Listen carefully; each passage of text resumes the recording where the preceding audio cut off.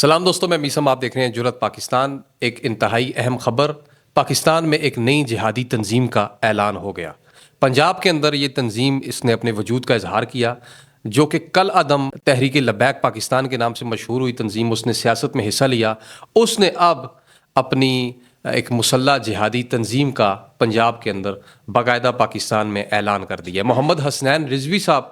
ایک ویڈیو بناتے ہیں کل، اور اس میں وہ پیچھے مسلح لوگ کھڑے ہیں اور یہ درمیان میں کھڑے ہو کے جناب کہہ رہے ہیں کہ پاکستان میں چونکہ ہمارے اوپر ظلم ہوا اور ہمارے بندوں کو مارا گیا، اور قرآن کہتا ہے کہ مسلح ہو جاؤ، اسلحہ اٹھا لو، تو لہٰذا ہم تحریک لبیک پاکستان فورس کے نام پہ اپنی جہادی تنظیم کا اعلان کرتے ہیں، اور ہم کھل کے اداروں کے خلاف جنہوں نے ہمارے اوپر ظلم کیا اور جنہوں نے ہمارے کارکنان کو زخمی کیا یا قتل کیا، ہم ان کے خلاف اعلان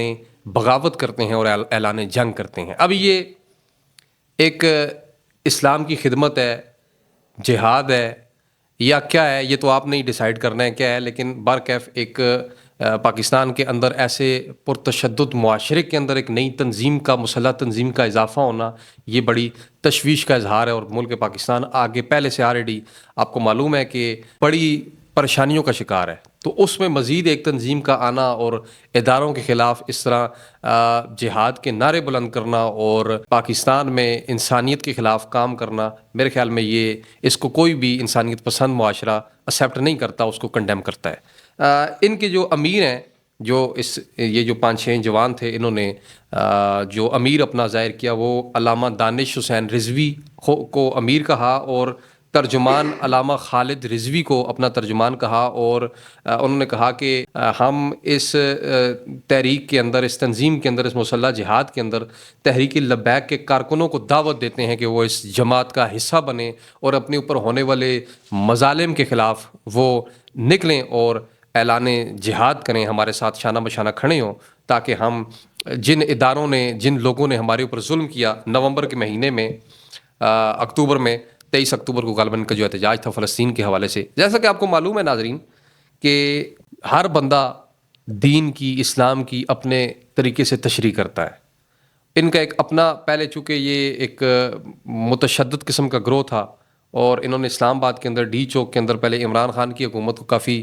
سخت ٹائم دیا، پھر اس سے پہلے شہباز شریف کی گورنمنٹ کو کافی سخت ٹائم دیا، اور کئی لوگ، پڑھے لکھے لوگ، سیاستدان، صحافی حضرات اس گروہ کو اسٹیبلشمنٹ کی ایک ونگ سمجھتے تھے، یعنی اسٹیبلشمنٹ کا لایا ہوا گروپ ہے۔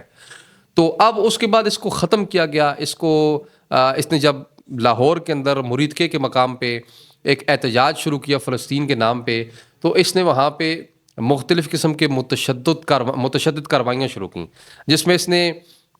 پولیس کو گھیرے میں جب لیا، تو ان کے جو امیر تھے اس وقت کے قلعدم ٹی ایل پی کے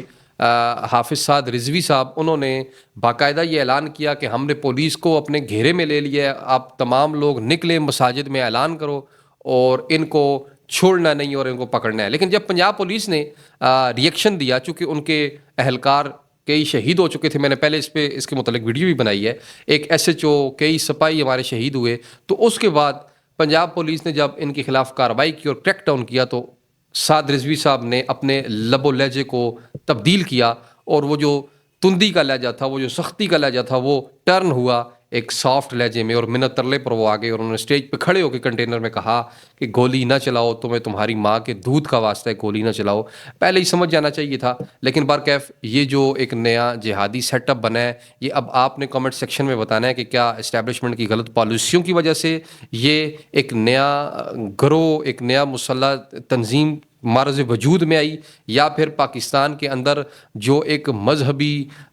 شدت پسندی ہے، جو ایک خود کو ٹھیک کہنا اور باقیوں کو غلط کہنے کا جو کانسیپٹ ہے، اس کی وجہ سے یہ تنظیم ان جوانوں کے ذہنوں کو خراب کیا گیا کہ آج وہ اسلحہ اٹھانے پر مجبور ہو چکے ہیں، اور وہ اپنے ہی پاکستانیوں کو، اپنے ہی پولیس میں بھرتی لوگوں کو، فوج کے اندر بھرتی لوگوں کو وہ جہاد کا کہہ کے اور قرآن سے اس کی انٹرپریٹیشن کر کے کہ قرآن نے ہمیں کہا ہے کہ اسلحہ اٹھاؤ اور جہاد کرو اور اپنے اوپر مظالم جو ہوتے ہیں ان کے خلاف نکلو، تو کیا اس کو میرے خیال میں تو کوئی اسلامی معاشرہ یا کوئی بھی انسانیت رکھنے والا معاشرہ، انسانی معاشرہ اس چیز کو ایکسیپٹ نہیں کرتا بلکہ کنڈیم کرتا ہے۔ لیکن برکیف ناظرین کرام، آپ اپنی خصوصی رائے ہمیں دیجیے گا کہ آپ اس حوالے سے کیا کہتے ہیں. کیا یہ اسٹیبلشمنٹ کی غلطیاں تھیں کہ جس کی وجہ سے یہ مسلح جہادی گروہ ایک اور ٹی ٹی پی کی طرح T L P F P ہمارے سامنے آ چکا ہے, یا پھر یہ ایک سو کارڈ